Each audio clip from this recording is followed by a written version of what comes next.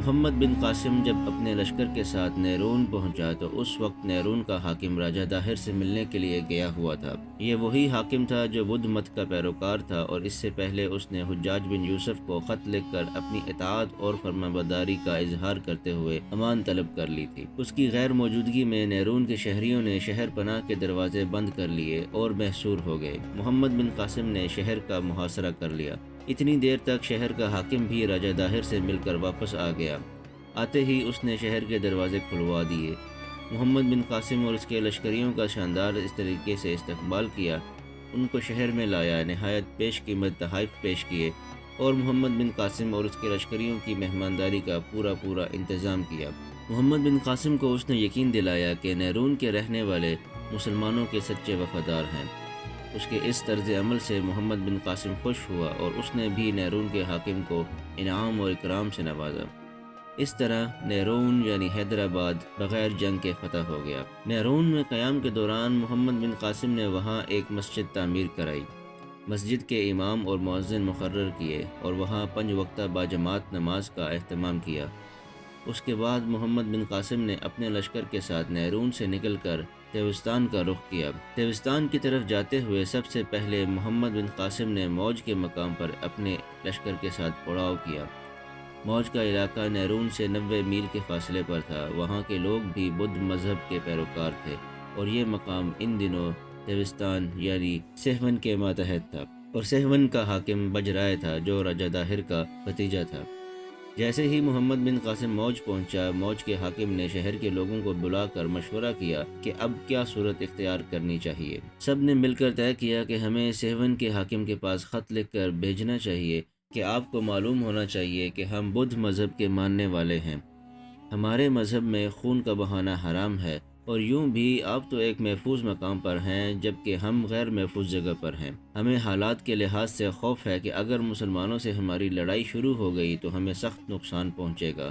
ہم نے مسلمانوں سے متعلق یہ بھی سنا ہے کہ یہ جو ان کے ساتھ امن کے ساتھ رہتا ہے اس کو نہیں لوٹتے اور اپنے وعدے کے نہایت پابند ہیں، اپنے مفتوحہ شہروں کی حفاظت کرتے ہیں۔ اس لیے اگر آپ مناسب سمجھیں تو ہمارا مشورہ قبول کر لیں، تو ہم آپ کے لیے اور اپنے لیے مسلمانوں سے امان حاصل کر لیں گے۔ سہون کے راجہ نے، جو راجہ داہر کا بھتیجا تھا، موج کے حاکم کو اس کے اس خط کا کوئی جواب نہ دیا، جس پر محمد بن قاسم نے موج کے لوگوں سے کوئی تعرض نہ کیا، لہٰذا موج میں چند دن کے قیام کے بعد اس نے پیش قدمی شروع کی۔ اب اس نے سہون شہر کا رخ کیا۔ سہون اس وقت بھی اس علاقے کا مشہور شہر تھا۔ سہون میں لوگوں کو جیسے ہی محمد بن قاسم کی آمد کی خبر ملی، وہ فوراً ہی قلعہ بند ہو کر بیٹھ گئے۔ محمد بن قاسم نے جب دیکھا کہ یہ سہون کا لشکر جنگ کرنے کے لیے تیار ہے تو اس نے اپنی منجنی کے نصب کی اور شہر کی فصیل پر سنگ باری شروع کر دی۔ قلعے کے اندر کے لوگ سنگ باری سے گھبرا اٹھے۔ وہ اپنے راجہ بجرائے کے پاس گئے اور اس سے مشورہ کیا کہ وہ جنگ ترک کر کے مسلمانوں سے صلح کر لے، لیکن بجرائے نہ مانا۔ آخر شہریوں نے محمد بن قاسم کو کہلا بھیجا کہ ہم لوگ غریب کسان، بیوپاری اور کاریگر ہیں، ہمیں لڑائی سے کوئی غرض و غایت نہیں، ہم لوگ حاکم شہر بجرائے سے متنفر ہیں۔ اس کے علاوہ آپ یقین کیجئے بجرائے کے پاس اتنا لشکر نہیں کہ وہ آپ کا مقابلہ کر سکے۔ محمد بن قاسم کو جب یہ اطلاع ملی تو اس نے اپنے حملوں میں اور تیزی پیدا کر دی۔ محمد بن قاسم لگاتار 1 ہفتہ تک مسلسل آمد شب و روز حملے کرتا رہا، یہاں تک کہ سہون کے لشکر کی حالت ابتر ہو گئی اور وہ جنگ سے جی چرانے لگے۔ راجہ بجرائے نے جب اندازہ لگایا کہ اب اس کی شکست یقینی ہے تو وہ رات کی تاریکی میں قلعے کے شمالی دروازے سے نکل کر بھاگ گیا۔ اس کے بھاگنے کے بعد سہون کے شہریوں نے مسلمانوں کی اطاعت قبول کر لی اور سہون شہر مسلمانوں کے حوالے کر دیا۔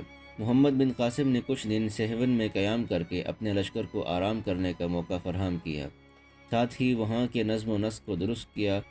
اس طرح دیبل اور نیرون کے بعد سہون جیسا بڑا شہر بھی مسلمانوں کے ہاتھوں فتح ہو گیا تھا۔ سہون کو فتح کرنے کے بعد محمد بن قاسم نے یہاں اپنے لشکر کے ساتھ قیام کر لیا تھا۔ سہون کے قرب و جوار میں ان دنوں سندھ کی عظیم و قدیم قوم چنا آباد تھی۔ انہوں نے اپنا ایک مخبر مسلمانوں کے حالات معلوم کرنے کے لیے محمد بن قاسم کے لشکر کی طرف بھیجا۔ اتفاق سے یہ مخبر جب محمد بن قاسم کے لشکر میں پہنچا اس وقت نماز کا وقت تھا۔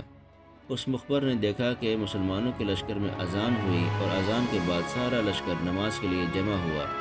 سب نے وضو کیا۔ تھوڑی دیر بعد جماعت کھڑی ہوئی۔ محمد بن قاسم نے امامت کی۔ سب نے مل کر اس کے پیچھے نماز پڑھی۔ پھر اس نے یہ بھی دیکھا کہ نماز کے ارکان ادا کرنے میں سب اپنے امام کی پیروی کرتے ہیں اور اس کے اتباع میں ذرہ برابر بھی فرق نہیں آنے دیتے۔ چنا قوم کا وہ مخبر یہ نظم و ضبط دیکھ کر بڑا متاثر ہوا۔ مسلمانوں کے پڑاؤ سے واپس جا کر اس نے اپنی قوم سے مسلمانوں کی تمام کیفیت بیان کی اور کہا کہ میں نے ان لوگوں میں جو اتفاق اور اتحاد اور نظم و ضبط دیکھا ہے، مجھے یقین ہے کہ ان پر کوئی فتح حاصل نہیں کر سکے گا۔ چنا قوم کے افراد نے جب یہ سنا تو وہ بھی بے حد متاثر ہوئے، لہٰذا انہوں نے قیمتی تحائف جمع کیے اور سب ایک وفد کی صورت میں محمد بن قاسم کی طرف روانہ ہوئے۔ جب یہ مسلمانوں کے لشکر میں پہنچے، اس وقت مسلمانوں کا کھانا تیار تھا، کھانا چن دیا گیا تھا۔ چنا قوم کے افراد نے محمد بن قاسم کی خدمت میں تحائف پیش کیے۔ ان کے اس طرز عمل سے محمد بن قاسم بڑا خوش ہوا۔ ساتھ ہی چنا قوم کے ان سب افراد نے بخوشی اسلام قبول کر لیا تھا۔ محمد بن قاسم نے ان کے اس طرز عمل کو دیکھ کر بے پناہ خوشی کا اظہار کرتے ہوئے کہا، یہ قوم تو مرزوق ہے، یعنی اللہ ان کے رزق میں برکت عطا فرمائے گا۔ اسی وقت سے چنا قوم کا نام مرزوق بھی مشہور ہو گیا۔ سیہون کو فتح کرنے کے بعد محمد بن قاسم نے سیسم شہر کا رخ کیا تھا۔ وہاں کے راجہ کا نام کاکا تھا۔ جب انہیں محمد بن قاسم کی پیش قدمی کی خبر ہوئی تو کاکا کے سرکردہ لوگ اس کے پاس جمع ہوئے اور ارادہ کیا کہ وہ مسلمانوں کے لشکر پر شبخون ماریں۔